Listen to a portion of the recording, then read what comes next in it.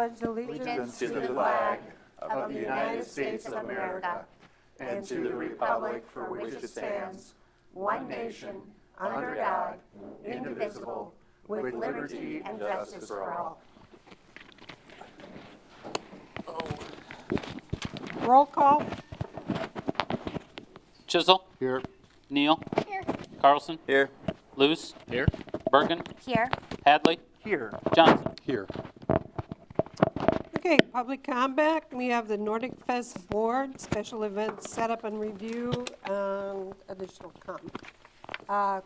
Who's speaking for the Nordic Fest Board? Okay, step up to the podium. State your name, address. What's the state name? Corey Sure. Courtney. Okay, Greg Eide. okay.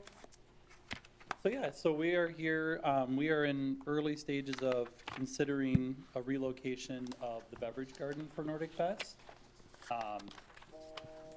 So very early stages, just looking to get a general feel from city council if it feels like something we can continue to explore and continue to seek out our best location. And just wanting to make sure we're keeping everyone happy, I guess.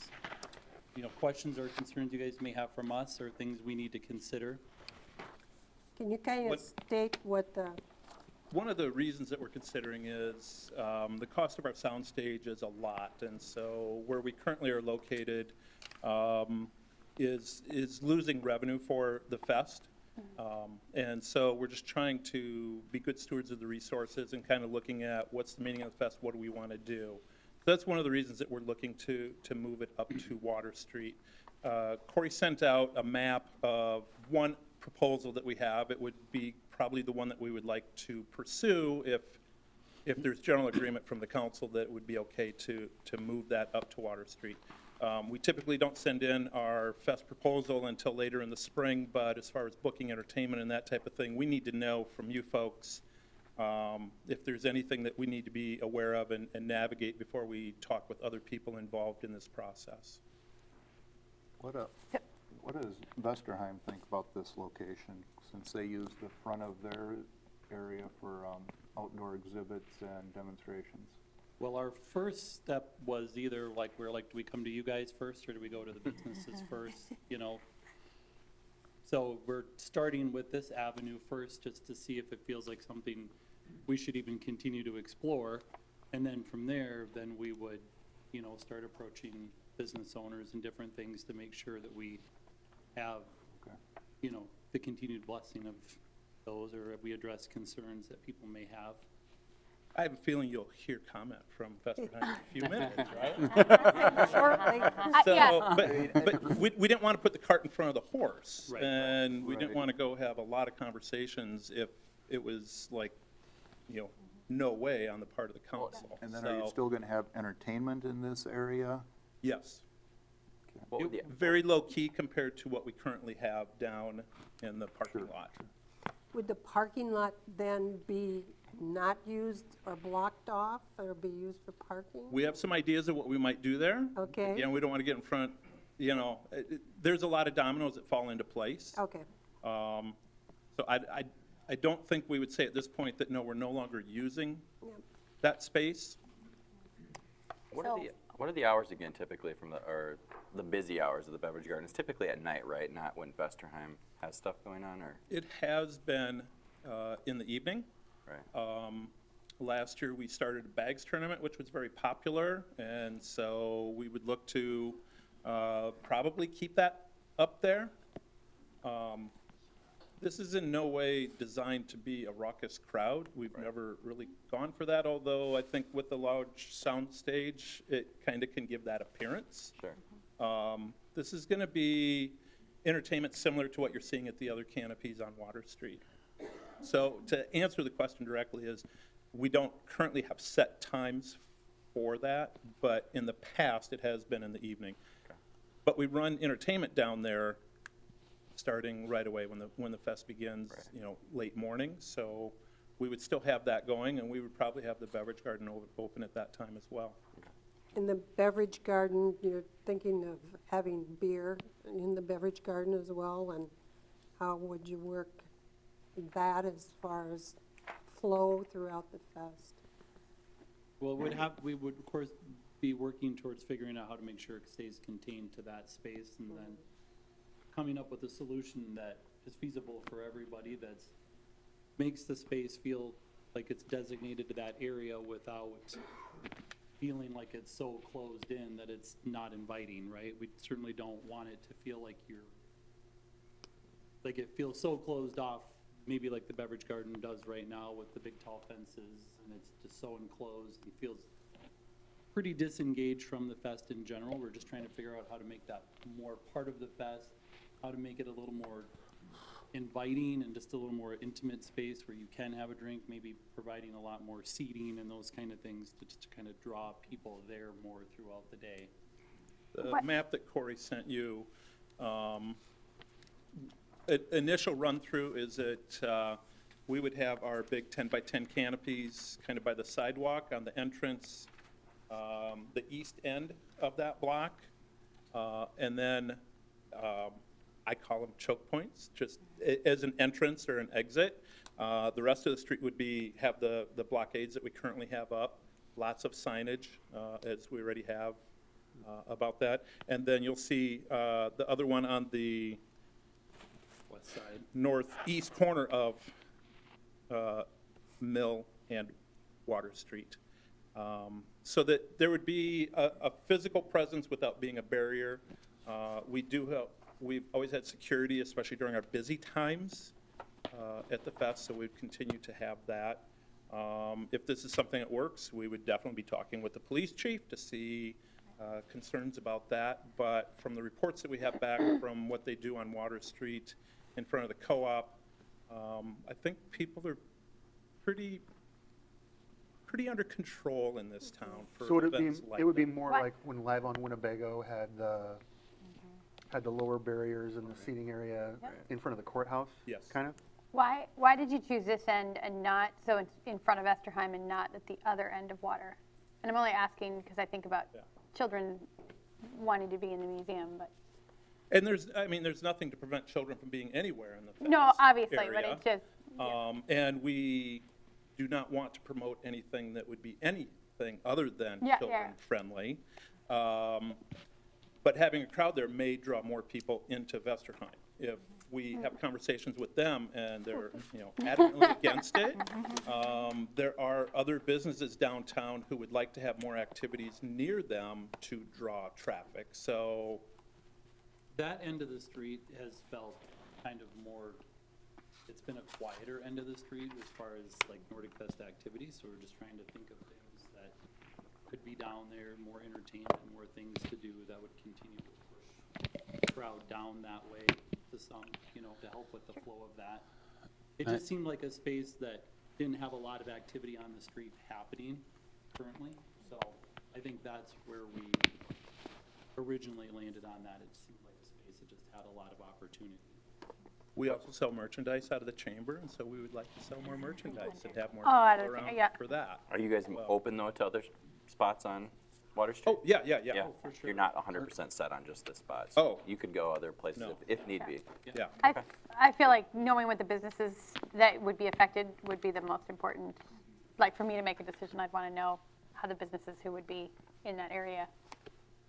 One of the efforts the city has offered to Fest is the setting up of the beer garden area, which we've had discussion about, I think, every year at council. Do you have just a sort of a gut reaction about if the level of fencing or like city staff effort to prep a space like this or a space on Water Street would be less intensive than that lower parking lot?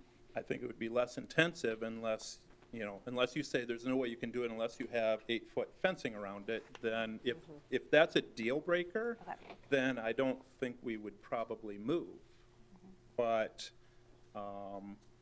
if signage and appropriate barricades and things like the tents are enough to kind of draw attention to this is an enclosed area, And you'd still be wristbanding for Oh. 21, so it would be visible and easy to absolutely have track. to. And the beverage garden is just going to be in the evening, it's not going to be all day, correct? It depends on if there's restraints put on us by you or the council. Because last year, we were open during the day when we had the bags tournament. Oh, okay, okay. One Which of the, that was new, you know, from prior years to start serving a little earlier, but that was because of the bags tournament. There were people there and, you know, we were selling a few drinks, so it made sense for us to, you know, have Gotcha. beverages at that time, so. well, Are in there the- still vans running from the campus down, or is that? 'cause I No, know the college doesn't have a van service. They don't do that any longer. Okay, I know they used to kind of use the radio station parking, the chamber parking area, sort of the turnaround and the drop-off spot, but Yeah. that's not happening any longer. We've worked with Earl, but we worked with them to figure out our pickup points to Okay. go to the campground. Down by West, and they're doing them down by West Music too, right? Drop-offs right So there. we have a trolley Okay. that has gone around, although the trolley was sold. So. Really? Yeah, business for somebody. Yeah. But we're probably also moving the arts and crafts show, the VFW. We're trying to condense some. We're kind of spread out, and so we're trying to do some condensing. That's something that we've heard at our annual meetings for the last few years. and did you talk about the parade route? Parade route would not be affected. It would still go through there. So then you would have, it would be open during, No, it would not be open during the parade. okay, so then the parade wouldn't go down that No, street. the beer beer the- wouldn't be Yeah. available. We would not serve during Yeah, the no, parade. so the parade could go down that street? Yes, yes. Okay, now I got you. Was there thought as to why that, as I understood, you were singing stage to the east end of that block? That's one proposal. Or, no.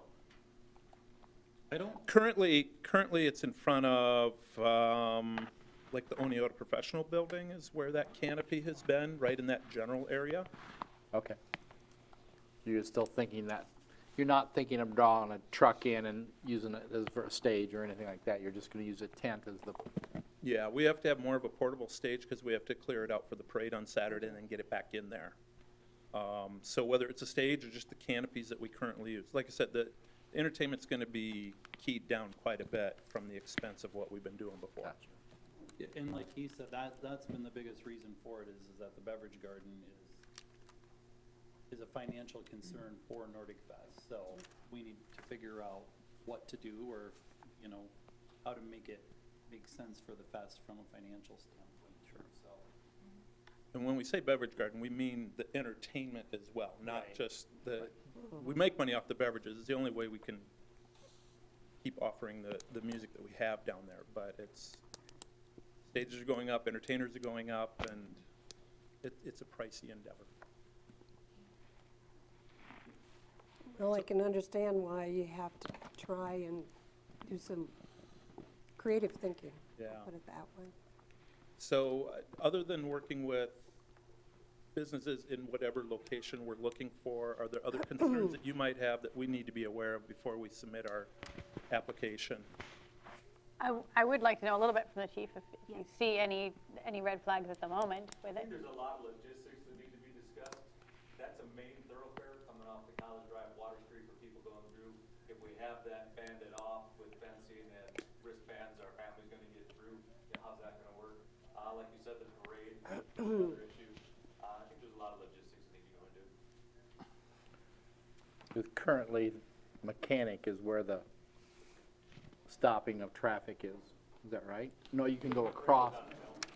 So if you have that stage as the last float in the parade, it'll work out that way because But I Mechanic don't Street think we're is always, envisioning a stage. I don't. Mechanic Street is open to the movie theater, right? Yes. Yeah, Yeah, Yeah, that's the one street that's, yeah. Yeah, I Mechanic and the next one, and Mill Street. Mill, thank you. Mill too. Well, Mill, Mechanic, and Court? River. Thank you, River. Yeah. So fencing is, you know, I mean, what defines fence? What defines fence to make you happy? You know, for us applying for our liquor license, they're fine with whatever we decide to come up with. And, you know, one of our members does a lot of festivals and, you know, fencing can be those barricades that we already have, and fencing can be 8-foot tall fences. So, If you can make it more aesthetic and less restrictive, but still maintain enforcement, I think it would be I think it would be, from an aesthetic and welcoming standpoint, I think it would be better.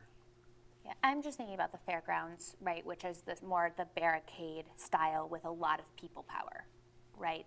I mean, and on both ends of the grandstand there. And that doesn't prevent flow of people, but it clearly, visibly shows where the entrances and exits are. I don't think we want the snow fence. No. No, if we, and if that was a requirement, we would probably just drop the whole idea because we don't want it to feel closed off. If we run into that, we'll have to change the tune of our whistle if I do too, because we don't want that by any means at all, so. And yeah, I think there's a lot of logistical things that have to be thought through for sure, but like Greg mentioned earlier, there's a lot of booking and planning that starts happening in these, you know, we don't meet in December, but right away in January, February, we're booking things and trying to make deals with people, and for our entertainment chair people, whether we move that to Water Street or we keep it down in the parking lot, does make a difference to her on how she starts booking entertainment for the upcoming year, so. I mean, I would say that if you have a space where businesses along that each side of that block are interested and supportive of this happening, and you have a conversation with Chief specifically about access or too much access to those access points, that it would be helpful to see at that point, if you get thumbs up along that way, this is the barricade system we'd ideally like to have, and to come back to us at that point. Agreed. Porta potties go hand in hand with the beverage garden too, and I know we stack about 30 or 40 of them out that at dead end. Are we gonna Sure, have those where lined the- in our main parade route, or have you thought about where we're gonna stick those to? We have some ideas, but again, we haven't gone all the way. If it was Yeah. a no-go from these folks, Yeah, I just wanna why make sure do we all keep of that? those So, other discussions going. yeah, so, I mean, we know we need to have conversation with you. We've already talked with Chad initially and just making sure that we're on track there. So, you know, if it's a no-go from right now, okay, great, we're done. But if it is, then we'll continue to have those conversations with folks. We have two other people that may want to say something too, and so that we Yep. can continue, they can continue to ask questions too, so. Kate? Hi, I'm Kate Rattenborg. My address is 813 Ridge Road in Decorah. I'm the owner of two retail businesses in Decorah, Dragonfly Books and the Silver Birch. So today was the first day that I heard about this, and it's important enough for me to close a business 1 week before Christmas. Close my business up for the time that is for me to be here. It's very, very important. I'm very surprised. Putting a beer garden into a family-friendly environment is something that I'm very definitely opposed to. There's many places in Decorah for it to be. Beer garden in itself, I don't think really fits the theme of a family-friendly festival, much less putting it in front of the museum, which is one of the key points for kids' activities in our community. Even having barriers, as described, is more, less the 8-foot barriers, but others is we're making a space where there's an inability to families to spill out into the street after having experiences at both Vesterheim Museum and also at the Visitors Center. We're putting that blockade, I think, artificially in a place where it's not really needed on Water Street.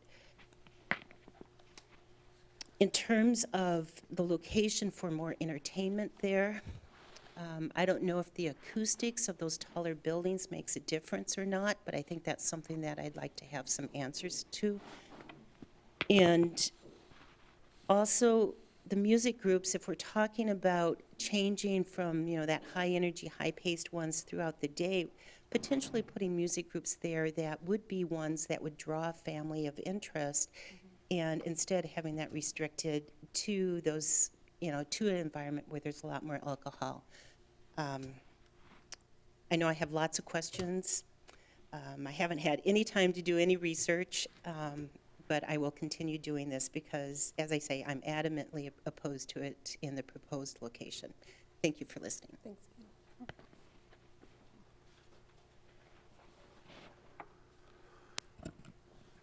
Hi there, my name is Chris Johnson. I serve as the president and CEO of Vesterheim Museum here in Decorah, and I want to thank you for the opportunity to speak here. I guess I want to say first that Vesterheim has always been, I think, a key part of what Nordic Fest is about, and we want to be a good community partner with the Nordic Fest board and what's going on here. Those are key parts of what we want to do here as well. But this was kind of called to my attention a little bit ago we have a staff member who serves as a liaison on the Nordic Fest board, Martha Griesheimer, and she brought this to our staff attention a little bit ago and said, they're thinking about this, and we said, okay, well, going to keep us posted. And then I learned today that this is going to be presented here, and so I just wanted to express my concerns about this. To echo a little bit what Kate had said here, when we set up our events that we have at the museum, our focus is very much on family-friendly activities, different craft demonstrators. Maybe the Viking reenactors they're still kind of family-friendly in a way, but they get a little violent now and then. But and we're not opposed to the idea of, I don't want to say we're prudes either, because we've had exhibits about Scandinavian spirits and alcohol and things like that. In fact, we've been to this group to apply for liquor licenses for different events like that. So we're not opposed to that. I was reassured by the comments here that were said about that the parade route wouldn't be affected, because I think that was a concern of mine when I first saw the map, that it would mean that the parade wouldn't even go in front of the museum. So that was a concern of mine. But I do still have concerns about the idea of this in this location. I just don't think it's compatible with what we try to do within the museum, particularly for that weekend's event. And I mean, I think, again, I don't have any opposition to the idea of having this in a location in Decorah. Again, I occasionally have a beer now and then, but I think that this is something that is better compatible in another location. So those are my thoughts. I'd be willing to work with the Nordic Fest board on this as well. So those are my comments. Thanks. Thank you. Thank you. Okay, well, I would say that probably for the city council to absorb what you've brought forth, and you've kind of got a taste of some of the feelings about what's going on. Is there anything else from the city council that you want to?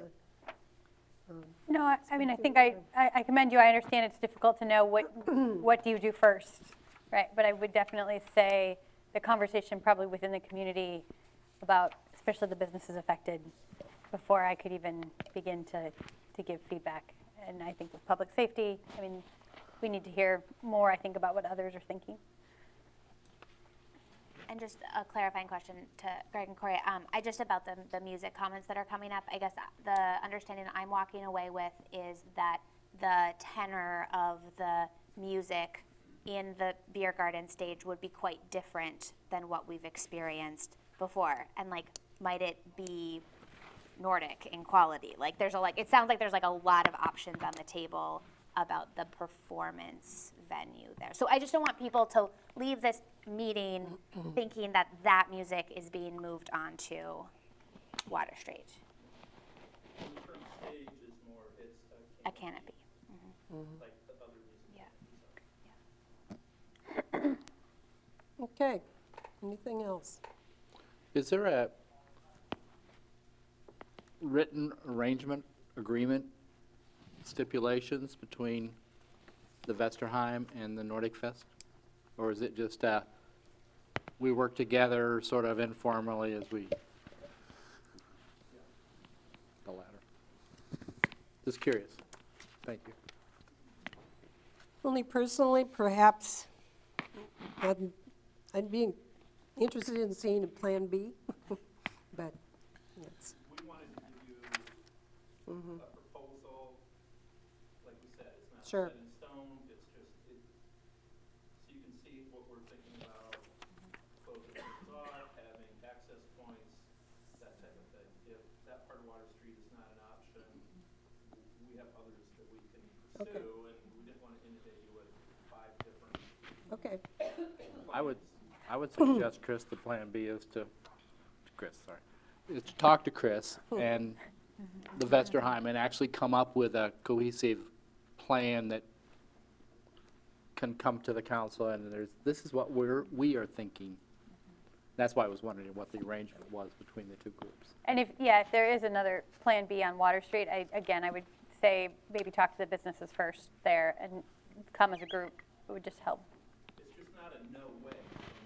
We need Oh, to, yeah. it's not a no way, then we can go, but if it's a, yeah, maybe, we'll proceed. Right, because, it's a lot of work to go through and talk to everybody if we're not gonna have the blessing to consider it. So I think that's why we chose this avenue first rather than going to the businesses, just to see if it felt, like if we turned our application in for Nordic Fest and we proposed an area or on Water Street or, using the side street or something, is that? Yeah, I mean, from my perspective, yes, we received quite a fair number of business comments complimentary after the Oneota Co-op event the last couple of years on Water Street. And I think that we've had discussions about that parking lot barrier being challenging, both time-wise with farmers market being there and time-consuming to put up. So from my perspective, a move of the beer garden place isn't a concern. I'm just one person. But. Yeah, I agree. I recall, and I don't remember what the circumstances were, but many years ago there was a concert in that exact location, and I believe it was like a jazz band out of Chicago or something, and it was awesome. The acoustics were amazing, and it was a fun evening. But like I said, it's my 59-year-old brain just can't remember what the event was or what it was celebrating, but I do recall having an event there. Whether there was a beer garden then, I don't know. I kind of doubt it, but it's a good venue for music. Okay, thank you. We'll look forward to more communication and conversation, put it that way. Employee recognition, years of service, Wanda?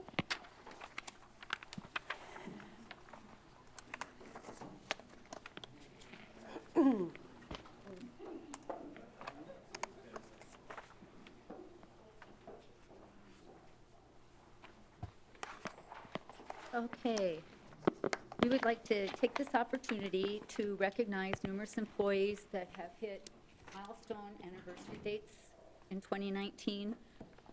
For new people on the council, we do that in 5-year increments, so for 5 years, 10 years, 15, 20, and so on. So this year, we have Corey Severson, who has been with us for 20 years at the street department. Hi.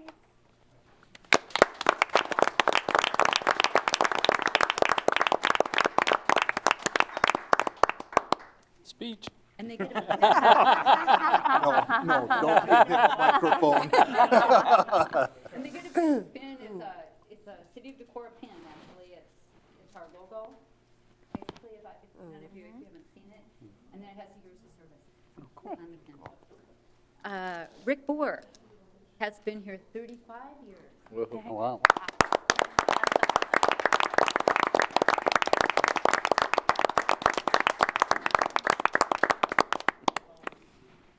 Judy Croscott. Judy has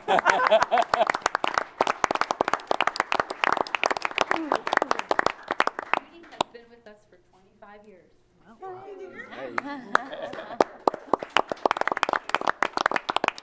Thank you very much to all of you for all your years of service. We do have, there's another one, well, actually, there's 2 more. Yours truly. Hey, would somebody give her a hug back 40? over there? 40.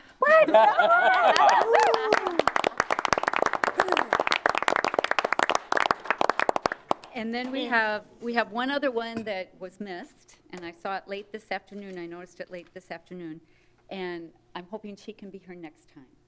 So I will wait and announce that one. Okay. That one next time.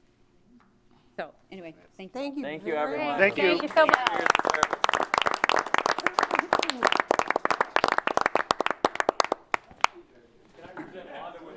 Yeah. Yeah.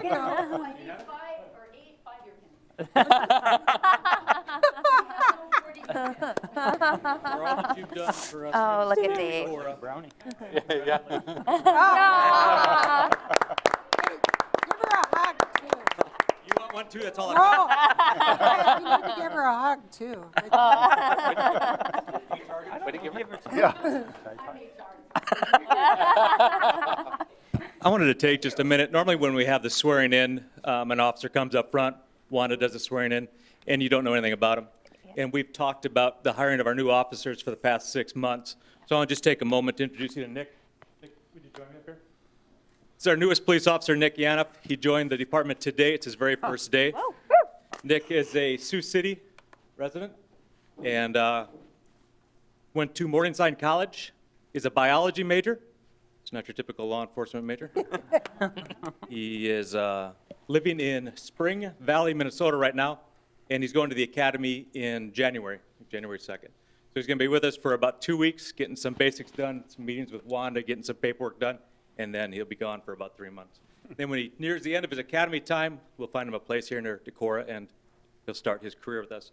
Joining him today is his fiance. You want to come on up and join us? You're going to be supporting him for the rest of his career. You might as well join us. And Nick's sister. No, mother. I made a mistake in the hallway. Come on up and join me. It's an important day, and I want you both to be with him. And I'll turn it over to Wanda. Thank you.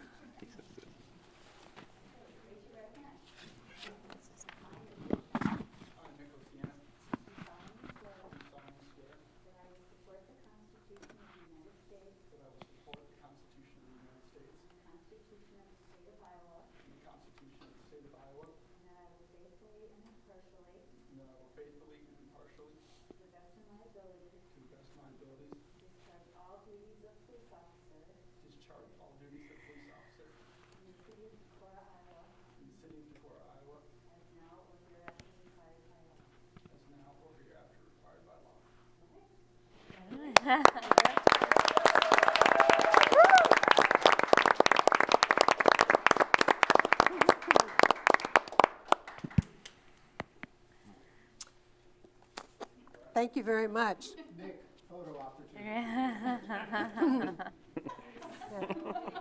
Somebody has to give a speech. That one 4 years ago. It's the other duties as required. At this time of the year, it's nice having a Nicholas on staff.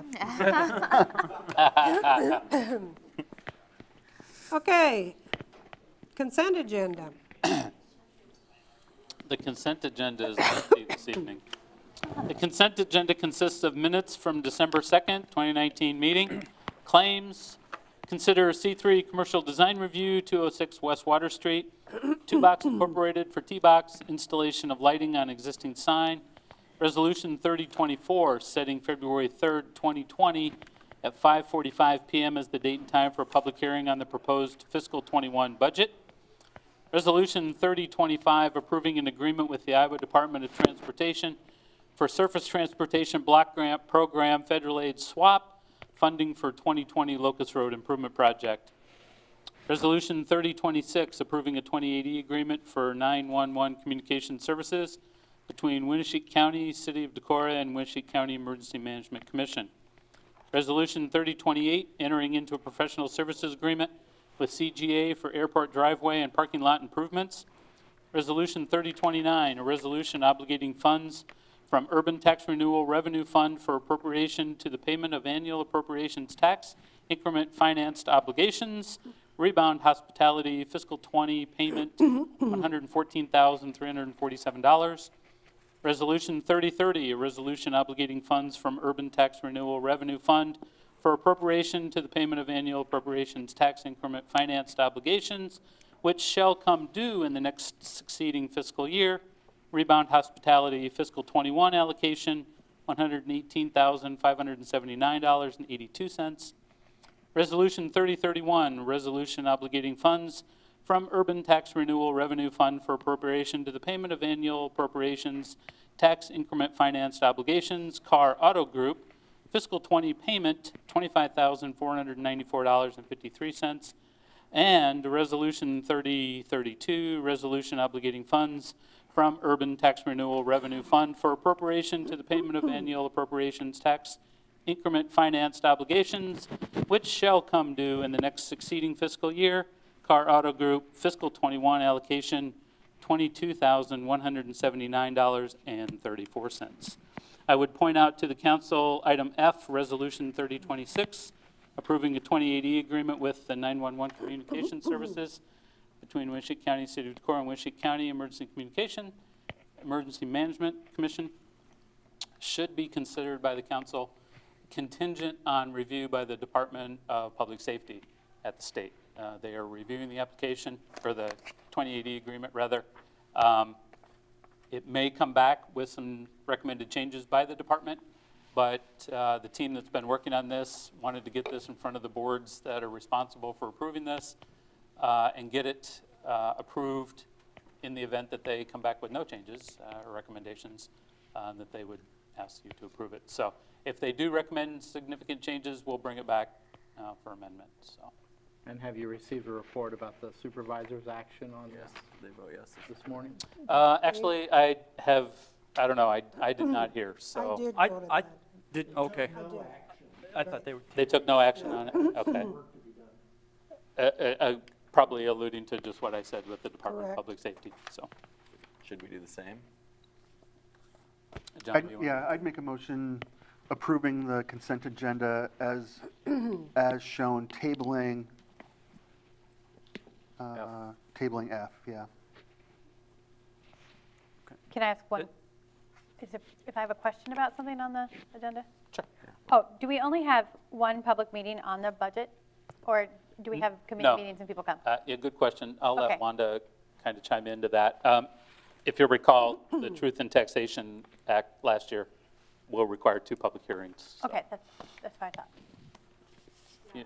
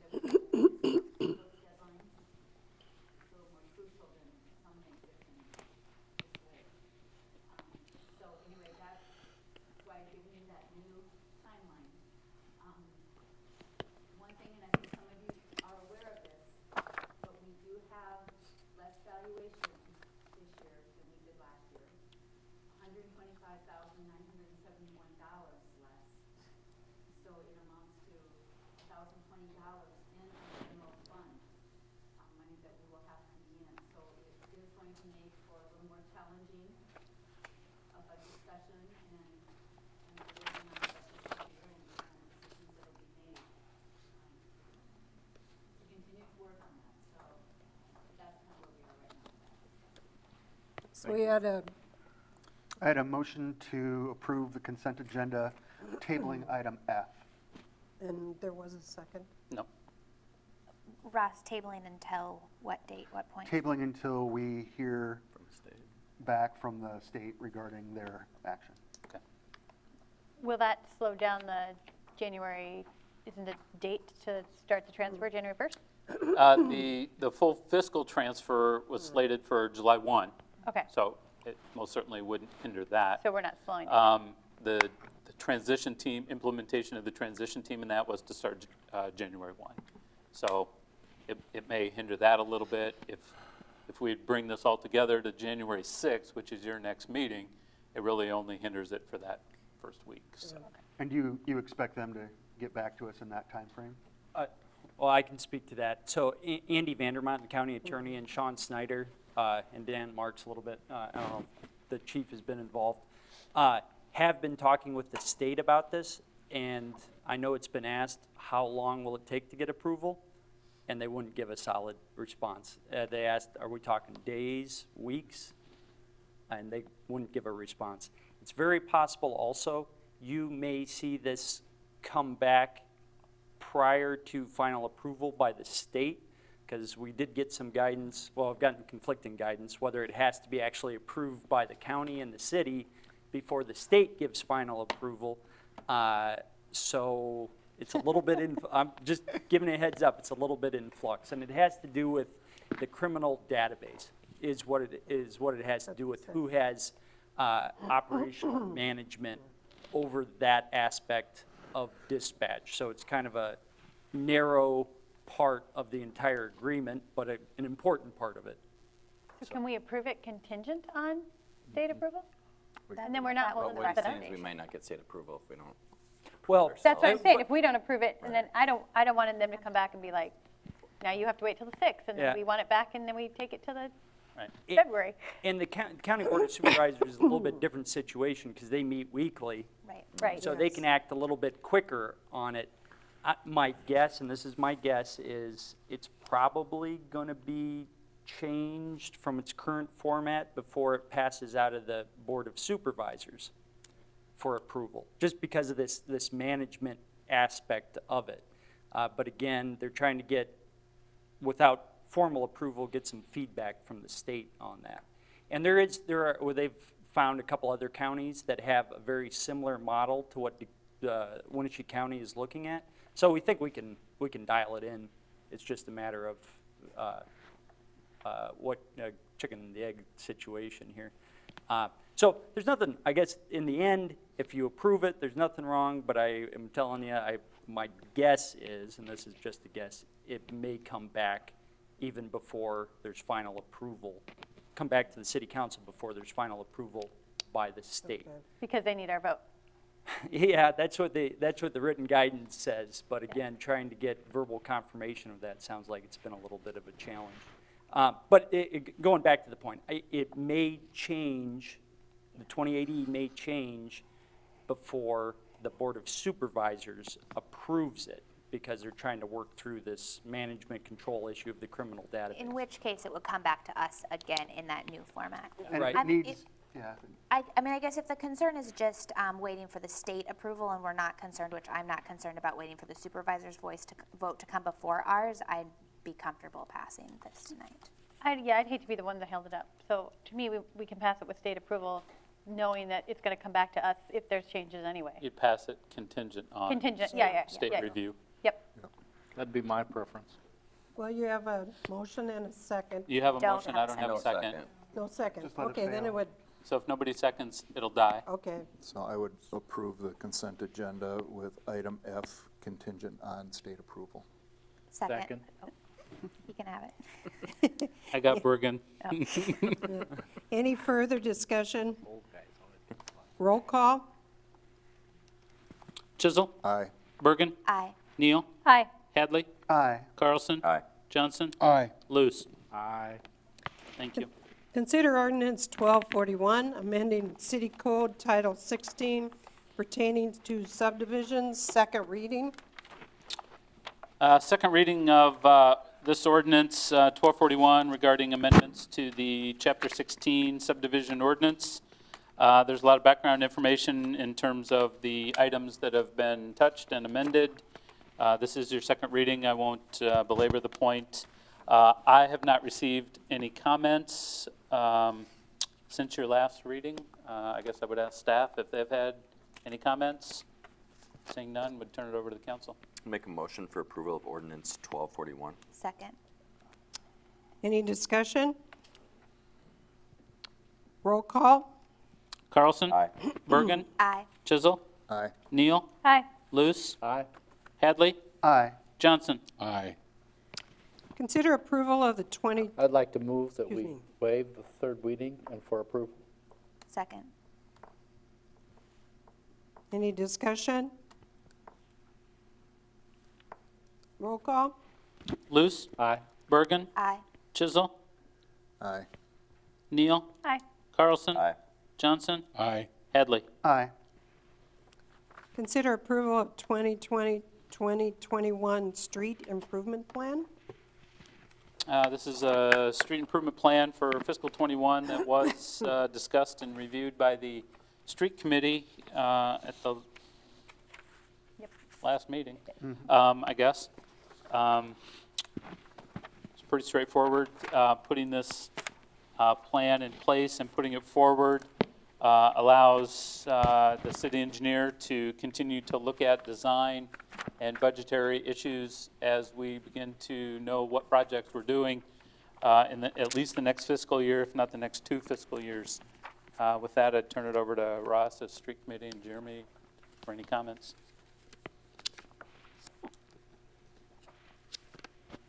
The street committee met and reviewed the 2021 recommendations. Some of them are pickups from things that have been long on the list. Others are new, based on opportunities such as the Commerce Drive with Quickstar, working from Lost. But again, getting this approved now so that we can do engineering over the winter will help us get more favorable bids and not be delayed. So I would ask that you approve, unless you see issues. Are you moving that? Sure, I'll make a motion to approve. I'll second that. Any further discussion? Roll call? Hadley? Aye. Luce? Aye. Johnson? Aye. Carlson? Aye. Neal? Aye. Chisel? Aye. Bergen? Aye. Consider Resolution 3033, a resolution authorizing the submission of application for FAA Federal Airport Improvement Program for fiscal year 2021 CIP and certifying eligibility requirements. So the attached 5-year CIP has been recommended for approval by the Airport Commission. Details a 5-year wish list, if you will, of funding requests by the Commission to the FAA and to the DOT. Similar to the street plan that you just approved, it's a look into the future that these are the projects we deem necessary and important. If the city applies for funding, and if awarded based on this CIP list, then state projects are 85% state money and 15% local, and 90% federal and 10% local for any projects that might be awarded. It's required. It's kind of can't participate if you don't play, so it's just kind of submitting that annually to the DOT. So would ask for your approval of that. I'd make a motion to approve Resolution 3033. Second. Any further discussion? Pretty ambitious list, but Yeah, it always is. but some cool stuff on there if we could Yeah. get some funding for it. Roll call? Hadley? Aye. Carlson? Aye. Luce? Aye. Johnson? Aye. Bergen? Aye. Chisel? Aye. Neal? Aye. Consider approval and certification 2019 residential tax abatement applications. I'll let you read through those, please. So these are catch-up, as is usually the case, which is why I try to get these done in October, November. They always seem to kind of trickle in. So we have 3 more new single-family structures. 2436 Red Oak Road, 2414 Red Oak Road, and 603 Stapleton Drive. And then there are 2 improvements or remodels 407 Decorah Avenue and 719 West Main Street, that we would ask you to certify as eligible. There is an updated, complete list for the year in your Dropbox. So you've got 19 single-family units on the year and 7 remodel or improvements for a total investment in the community of $7.9 million. Chad, I just want to clarify, because I think in a previous article in social media and in the paper had shown that the construction and abatement issues were down, and now that's not the case. Yeah. I just want to make sure that the media picks up on the fact that we actually have had an increase, not a decrease in the abatement activity. Right. Yeah, and I think, at that first meeting when you approved the first set, it probably was tracking, just looking at, in 17 it was 21 units, and in 2018 it was 14 units. And I think when you did the first round of these in late October, early November, it was probably right at maybe 12 or 13 units or something like that. So you've picked up a few more here at the end. Chad, do you have a sense, or do people contact you that these abatement applications are going to come in or ahead of time? Sometimes they do, sometimes they don't. Yeah. We try to educate as much as we can. Of course, when people come in and get a building permit, which in this case might be March, April, we try to give them these packets. We have a little handbook that we give them that kind of describes the program and then has the application. But we also tell them not to complete it, or it's not necessary that they complete it until the project's done. Yeah. Because there's no sense in filling it out and sending it in April, May, or June when we need that last dollar amount. And none of it really matters until January 1 anyway, because that's when the county assessor makes the determination for taxes. So, but yeah, some people forget, they don't know about it. That's kind of why they struggle in too. So. Sure. Make a motion to approve and certify the 2019 residential tax abatement applications. Second. Any further discussion? Roll call. Carlson? Aye. Luce? Aye. Johnson? Aye. Headley? Aye. Neal? Aye. Chisel? Aye. Bergen? Aye. City manager, department head, and council reports. All right, I have several items that I would like to bring to the council's attention tonight. Kind of listed them there or put information in your background regarding them. And give me a second here to kind of dig this out. The first one is just a review of the compensation pay policy. This is a document that the council's approved over the years that kind of regulates non-union and administrative staff compensation in terms of the requirements and then how salary adjustments are made on an annual basis, again, for those non-union and administrative staff. When I was completing the CPI calculations this year, there's a matrix in that policy that some of the indices are not supported by the U.S. Bureau of Labor Statistics any longer. And so for this year, I had to try to stretch and make some modifications, but I know that some of those indices will no longer be supported by the Bureau. So I'm recommending that the council look at this policy, and my recommendation is that you just go with the straight line U.S. Consumer Price Index rather than looking at all of the other indices that we've had over the years. Certainly the calculation, and I think my recommendation is really kind of twofold on that. One, to just make the process easier. The all U.S. is pretty straightforward, and it's on the front page of the Bureau's website every year in October for the year ending September. The second is, as we've discussed over this last year, we continue to see the gap between labor and management shrinking because of the indices and the way that it's depressing salaries for non-union and administrative wages. And so as we've talked about looking at the salary matrix, this is a key part of that. And so I put that policy in your Dropbox. I would like the council to consider reviewing that and making those changes as we look at amending that salary matrix as well. So discussion, happy to have some input. It's not on as an action item, just wanted to give you an update and let you know what we're working on, so. But the plan or the propose would be to take this information through both personnel and finance before it comes to us? That'd be up to the committees, the council. Typically, that pay plan's gone through personnel only, but since there is a budget and finance component to it, that would be appropriate as well. Although understand your personnel is everybody on the council too, so. That's true. Because you've used the US CPI along with other things in the past, so. Well, it's not part of one of the four that, Yeah. that get averaged or, modified. We do record it, so maybe it's more illustrative purposes, but. It's possible to get a look at a couple of year scenarios if we were using this index as opposed to what we've been using, and what that has in Yeah, our that budget. should be in your Dropbox. There should be a CPI page that does list. Oh, I mean, actually, like, with what we've been paying. Oh, just the indices? Yeah. Yeah, I know, I have just the indices. I'm looking to know, like, what's the so with salaries, what Oh, are I the see. budget Okay. implications Right.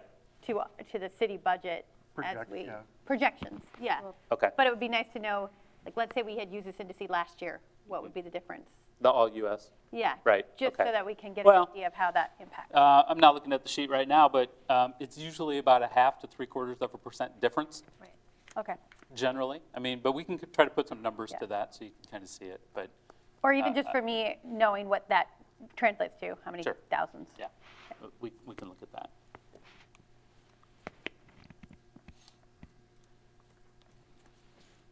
The second one on my list there is an update and review of council rules and procedures. It's usual and customary that the first meeting, or at least the first couple of meetings in January, after a city election, that the council review and update your rules procedure. Councilman Luce has taken it upon himself to kind of start going through that a little bit, and so you see some of those draft comments in your Dropbox. I just wanted to get that in front of you as well as Steve, so that you can see it ahead of time. We'll ask you to consider updating those sometime in January, whether it's the first meeting or the second, as you're ready. So those redlined items that are in there are my perspective only, so they don't have any weight. It's just out there for getting us rolling. Well, they have 1/7 weight. Chad, Thank you direction for on. diminishing my weight. Chad, direction on who to send comments to in that regard. Just send them to me and I'll compile them, and I'll continue to either highlight them in some appropriate non-colorblind color. So. I did take the one page for possibly posting in the hall here so people in the audience could see what our protocols are and expectations for their behavior. So I do want to put that forward during that process too. And that was just added to your Dropbox today, I think. And thank you for that, Chad. Item number C, council goal setting session. This is something that we've been talking about for some time. I consulted with the mayor a little bit over the last couple of weeks, and I sent kind of a follow-up email on this as well. So I would recommend and propose that the council take kind of a two-pronged approach to doing some goal setting. One, look at and review the staff-driven capital improvement plan, which is mostly complete. There's still a couple of departments to get some information in there. That's in your Dropbox. I think a review of that will give the council really a good sense of where the staff feels that we are right now in terms of city operations and long-term planning. Understand that my direction on that plan to the staff has been to look at items that are generally 3 to 5 years in range. Could be more, could be less. And generally items that don't necessarily fit on a yearly operational budget. Again, sometimes they do fit in the operational budget and sometimes they don't. They're still on this list. That's okay. This is a planning document. So as we look at significant investment in infrastructure, staff and facility and equipment resources, this captures that and tries to look at some planning for how we can make these improvements, adjustments, and modifications. The second aspect of it would be the goal planning sheet that I put in your Dropbox, which asks the council and staff to look at financial goals and vision that you may have for the city, and then community-oriented or community betterment type goals or visions that you might have for the city. And then I would ask that you sit down on December 3rd, that's your fifth Monday in December, or December 30th, I'm sorry, and try to assimilate all this and try to put it together in some type of planning document that I think will really be good for us. A little later than I would like going into the budget year, but I think this is the kind of document that we can use, maybe modify for the next 2 or 3 years. I appreciate it. I appreciate it too. I have a question. The capital improvement page that I'm thinking of, that's the one we looked at with all the list of the things in the budget. Big spreadsheet. It doesn't include people, right? Right, that's my. And so my question is, it would be helpful to know some idea of the resources of people and what people need or what they anticipate losing and maybe not. It just, as you're thinking about budget, trying to figure that So out. we touch on that just a little bit in there, especially in Park Rec. They've got some succession planning on their page. But Wanda and I did just talk today about how we'd get some of that information to you as well. So as we move to December 30, I think we will give you, if you'll recall, some of you in the budget work session, there's a chapter in the book called the Wish List. We kind of call it the Wish List. There are several staff positions in that this year. I think we're going to give that to you well ahead of the budget work session, like maybe on December 30, so that you can kind of go through that, because that does have a lot of these staff-driven ideas in there. So, Perhaps- but there are some in the plan. So, I mean, I think I was going to key in on the same thing Emily was going to say, particularly about planning for retirements. And I think it would be beneficial to see that in the administration section when that is populated. Yep. I also think, putting Andy on the spot, it would be really interesting, it would be helpful to know ideal transition planning, right? Does that mean overlap, so we're just talking about some additional salary for a while, or is there some other scenario? And I would imagine that those scenarios would look different based on the positions.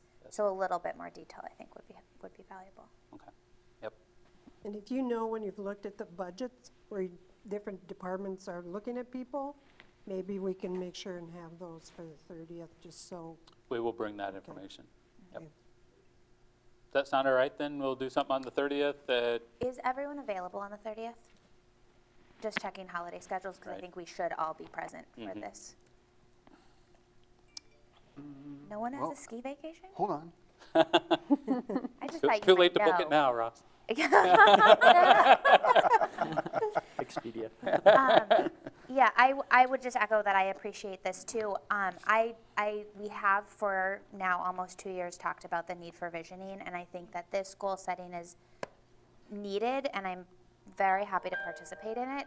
I also very much respect and see a continued need for externally facilitated visioning for the council and for the city, and would like to continue that request for a small consulting line in the fiscal 21 budget to secure that external support. We did talk about doing something on that order, probably like in late summer, August sometime. And you have, Iowa State Extension has talked about that too as well. I've made some recommendations of consultants. Yeah, there Good. are several avenues that we could go to outside facilitate, so we'll look at those. Okay, so then if there's nothing else on that, the last thing I have then is I just wanted to drop the Planning and Zoning Commission 2019 year in review, and that's in your Dropbox as well. I think it just gives everybody a good review of the types of things that Planning and Zoning is looking at. Lots of C3 design applications, and of course many of you know that there's a small task team working on updating that, Chapter 15. Several zoning ordinance amendments, site plan approvals, and some subdivisions. So I just draw that to your attention as well. And with that, the final thing is just a reminder that on December 18th, on Wednesday, will be an open house regarding the merger of our low-rent housing agency to Upper Explorer Land. And on Thursday, the 19th, will be that board and commission's final meeting. So that's all I have. Thank you. Okay, department heads.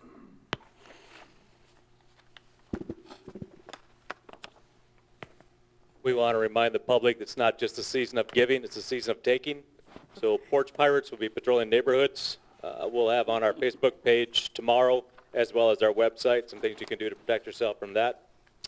Also, there's a lot of purchases going on online, whether it's from Facebook Marketplace, or if you want to purchase a camera from somebody and they've got one and you don't want to go to their house to pick it up, and you don't want them coming to your house to pick it up. So we'd like to open up the police department parking lot for an exchange for those items for our lobby so people feel safer doing that. And we'll have more information on that tomorrow on our Facebook page and our web page.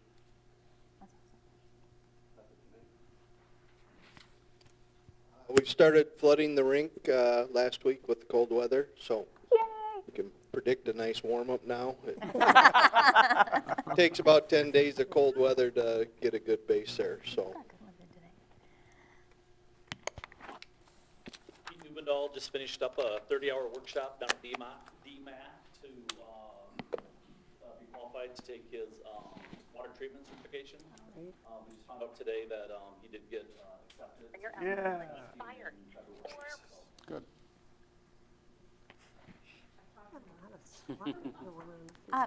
Wanda, can I ask, is it appropriate to ask questions about the timeline that you shared with us earlier? So, understanding the need for 2 public hearings, I think we've talked a couple of times about the fact that budget workshop is a beast.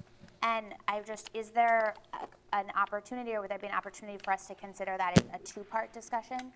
That's really not my decision. Well, then I won't ask. Well, it's a Randy decision. Are you talking about the January 21st? You know, the challenge with that, Johanna, is it's very difficult to make any decisions until we know what our fund balances are going to be that fund what we have to fund. So you really need to know that information before you can even contemplate any of the wish list, that wish list things that people want. So that's really what we do at that, in the past, the one and only meeting that we have had. But you really need to have that information before you can consider anything. And just to clarify that, Wanda, the 21st is that the earliest that we could feel solid about that information? I think that's the earliest that it could happen. Just today, or just this last, I think it was Friday, we released the spreadsheet version of the software. Yeah. The online version is not even ready yet. And I've already received 2 different updates for what they have released, because I keep finding mistakes in it. So, I mean, this year's gonna be a challenge. I hear you, and But maybe one option is, on December 30, if that, we want to focus on goal setting in that, but if we know that we could start bleeding into some of that conversation then. yeah. Or what about January 27th? Right, and that was what I was wondering too, if that January workshop couldn't be an opportunity. I think that we're absorbing so much information. One is our budget binder, right? And that can be digested ahead of time. But what we're really absorbing is staff presentation and response to our questions and answers. And there's some weight of requests against each other. And I think I've felt like I'm supposed to have the answer in this one session. And so just even being able to have a shorter agenda item on the following work session to say, I've digested that for a week, I've gotten my follow-up questions answered, to have a discussion particularly about those more movable pieces. What is the 27th and the 5th No. Monday, is that correct? The fourth Monday. Okay, 4th Monday, 27th is the 4th Monday. not 4th, 5th, yeah, 4th Monday.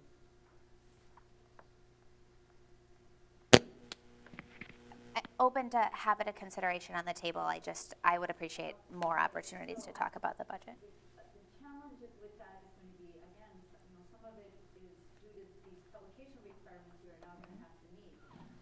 If you don't make final decisions until after January 27th, I have to have it all put together and ready to be published by March 3rd. that is not, that might be a February. challenge. So we're adding one more meeting. Right. You're adding that, but you're not making any decisions. The first meeting doesn't You're really backing have up the anything to do with your decision-making, budget. which pushes us up against the guide, or the set times by the state. So essentially, get we'd be this making a done. decision by the 27th, right? Because we make our decisions on the 21st? I have to have that to the newspaper by Friday, February 28th, for the February 3rd. Okay, no, just a second, I'm January. so confused. Right. You're talking about having another one on January 27th. 27th. Yeah. What about, like, if you did it on, like, Thursday, That the was saying 23rd? February 27th, okay, so January 27th. So the pressure would be on the first public hearing. Well, the first But- public hearing is really gonna be, what I intend to do for that first public hearing is just put everything in there that we could We should possibly. be okay that way. Because it's the maximum ask. It's Yeah. a max rate. The challenge there is going to be, in your employee benefit line. So I'll put in, an amount that would cover every position that's been requested. Because we can only get so much general fund. Right. So that's where your levy is going to increase. Doesn't mean that you're going to approve that, but it gives you the ability to decide you want to. So that's really what that first one is going to be about. Probably if you wanted to meet, and it's okay with your finance chair, do it on the 27th, we would try to make that work. And also with the schedule, so February 3rd is caucus night, and I don't think we should have a public hearing on that night. Yeah, before. Yep, we did. We did it before. Well, February 3rd. you may have done it before, but I don't think that's not in the public's best interest.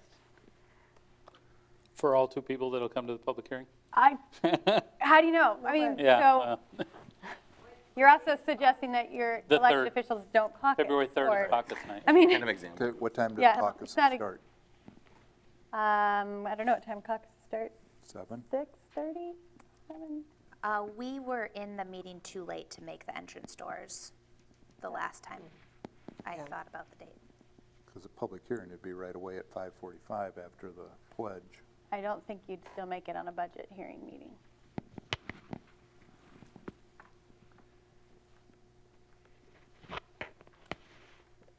Well, there's two considerations then. One is if you had, the other thing is if you want to have another meeting, try and have it like on the 23rd, do the one on the 21st, come back on the 23rd.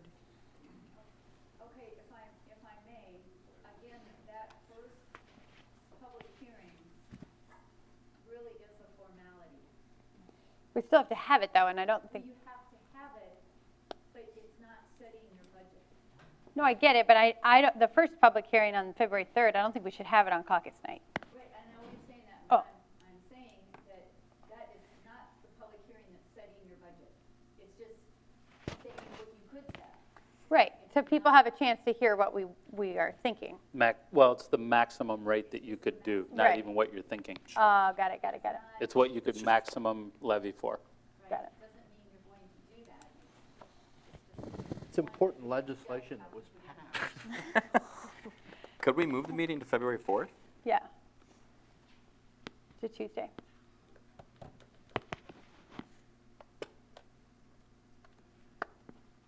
Is anyone Fine opposed with- to that? Be a fine. Or a 5 o'clock meeting with a short agenda.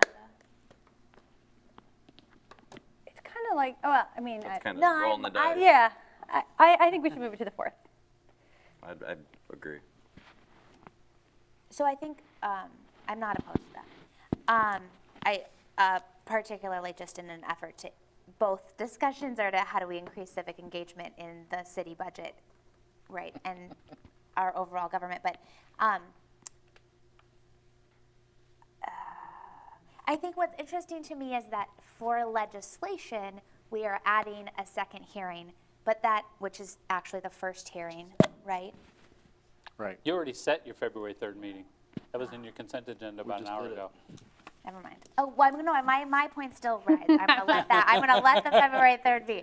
Yeah, we can So change it. we're adding a second public hearing, But because of the nature of it needing to be our max, I think it's actually going to be quite a confusing It's gonna be very public confusing. hearing. I mean, in my best case scenario, council would have a concerted effort to look at the budget in 2 work sessions. And there would be an opportunity for that information to be more transparently available to the public before the last possible date that we have to have that public hearing on the 16th. And it's just, I guess I'm articulating that it's frustrating that there are now the 2 public hearings that I think I would like, but that first one is not getting to the goals of helping the public understand a very nuanced, large budget. And I think that the lack of comment at budget public hearings stems from the fact that it's a beast, and it's very difficult to understand without sitting down with someone and talking about it. And if I understand it right, I think Wanda knows it a lot better than I do, at that max rate public hearing, the new one, the first one that you have to have, the new one, is only on general fund levies. It's a max rate on general fund levies, not, yep, so it's not even debt service, it's not voted levies, it's not SMID, it's not any of that other stuff. So it is going to be very confusing, but you're going to tell somebody at a public meeting that the max you could levy is something considerably less than on March 16th, you're going to tell them that you are levying, and they're not going to get it. Is there any discretion even? That's law, it's the law. So, There is no discussion. And that first public hearing, well, both of them, I mean, now you have very expanded notification requirements. It's got to be on your website, on every Social media. Right. Twitter account, Facebook. The notice has to be on all of those locations. So there is an expanded requirement for posting as well for that. But if we know them tonight or the 30th, we could post them by the time we need to, correct? I think we're gonna be able to post Yeah. the information. Yeah. Yeah, that's not, it's an So we- additional burden on Wanda. It's not a problem to post for the February 3rd one because it simply is taking everything that people have asked for. And again, only General. this year, only employee benefits is going to be affected because our general fund levy is down. And you can't get more than the 810. Right. Period. So there is no growth in the general fund at all. So it's only going to affect that employee benefit levy. And you're just going to set the max, it's going to reflect the maximum you could possibly do based on the requests that we have had. Doesn't mean you're going to do that, doesn't mean you're going to fund it all. But we have to basically let the public know that we could go up to that money. As Chad said, in just certain levies. Why can't we do that on the 27th?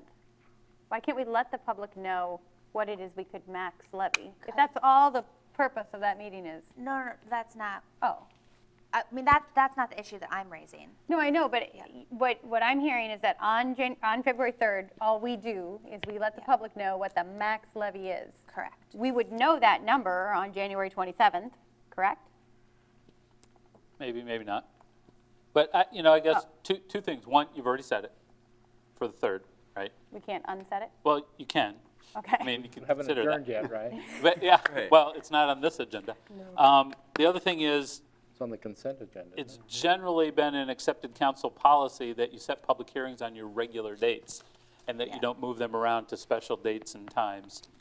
Just for the same reason that you said it's confusing to have a public hearing on caucus night. If you start moving them around, the public loses focus of when your public hearings are normally. Generally speaking, that's been a council directive. Keep your public hearings on your regular council nights, right? So people know when they are or can reasonably expect them to be. Does that make sense? It does. It doesn't make sense to me that we're a governing body with elected officials and then we're saying, but when another major election cycle process is going on, we're going to meet. I get it.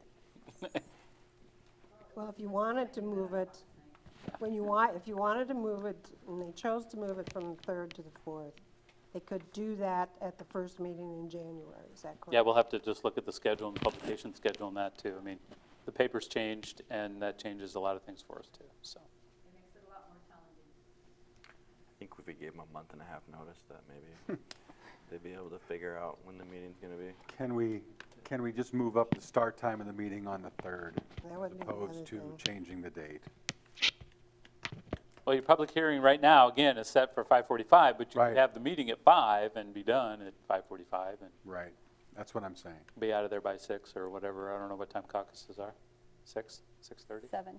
Right, did you look it up? I didn't get a definitive answer. Seems odd too, but could probably do it. Well, technically, since it's on the agenda, I don't see any reason they can't change the time Yeah. tonight.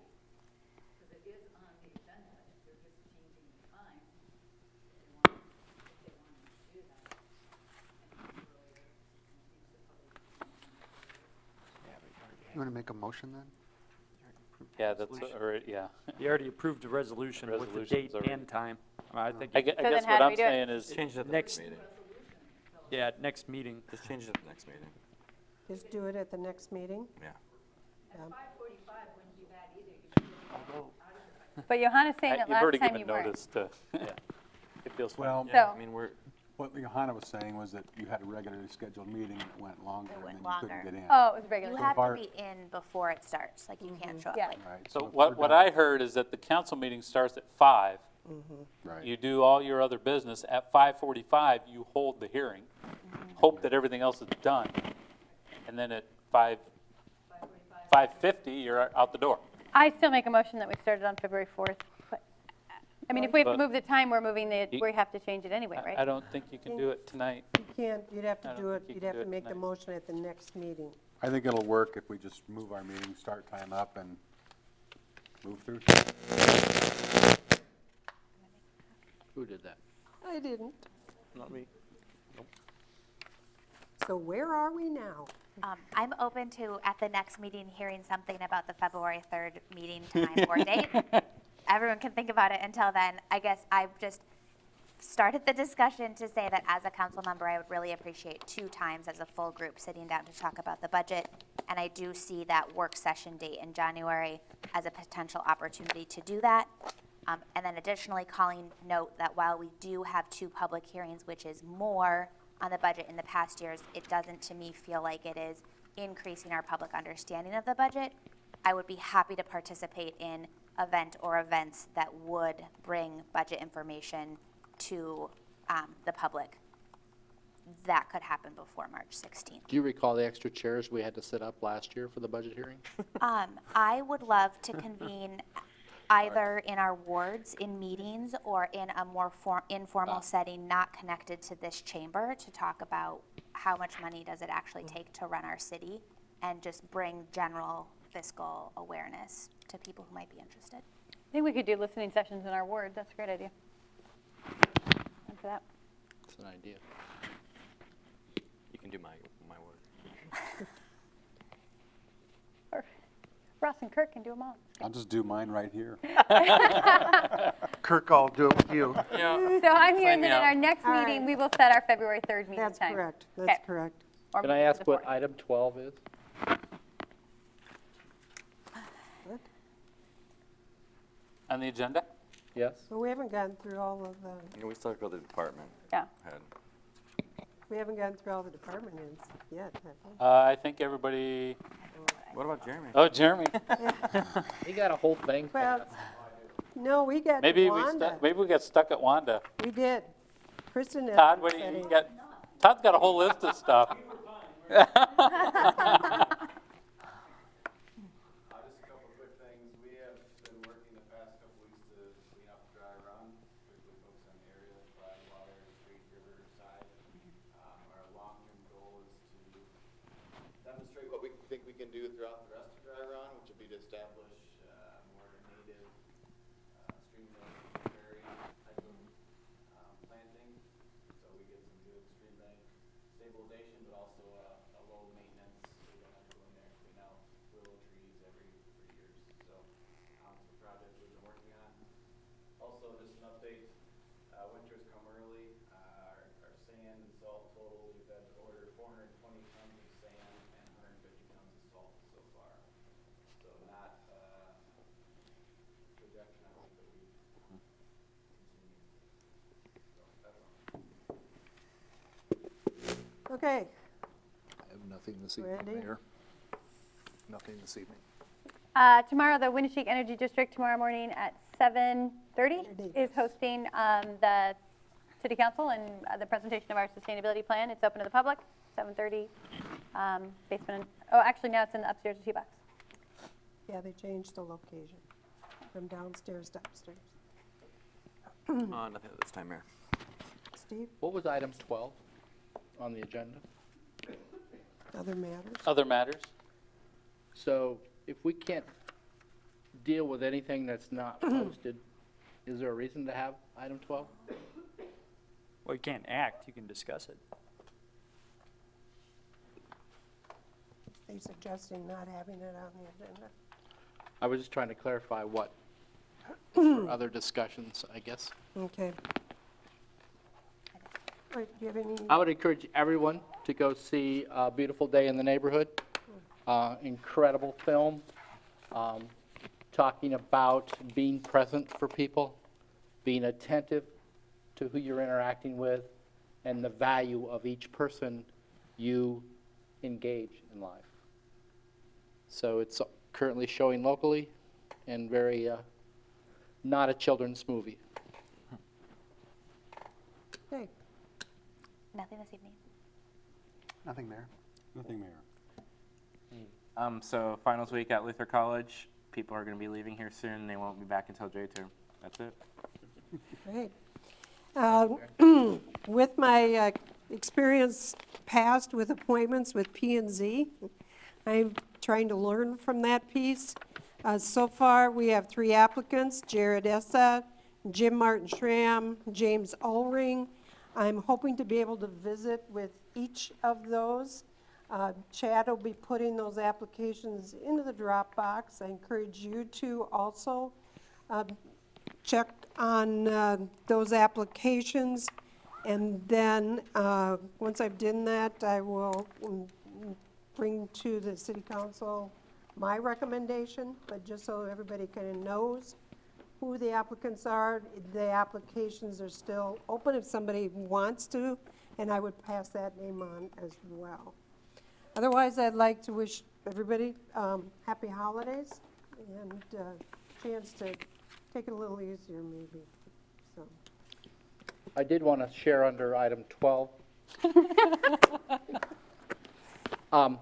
I'm suggesting or have suggested that we might want to consider in our procedures that how to call meetings, including committee meetings, and I'm suggesting that we consider adding our work sessions and our committee meetings as a payable event, and that if we pass that this term, then after the next election, it could take effect. So just a little discussion. That's all, Mayor. So we can talk about that on the 30th? That would be on the 30th under other matters, probably. Okay, I'd move for adjournment. thank you.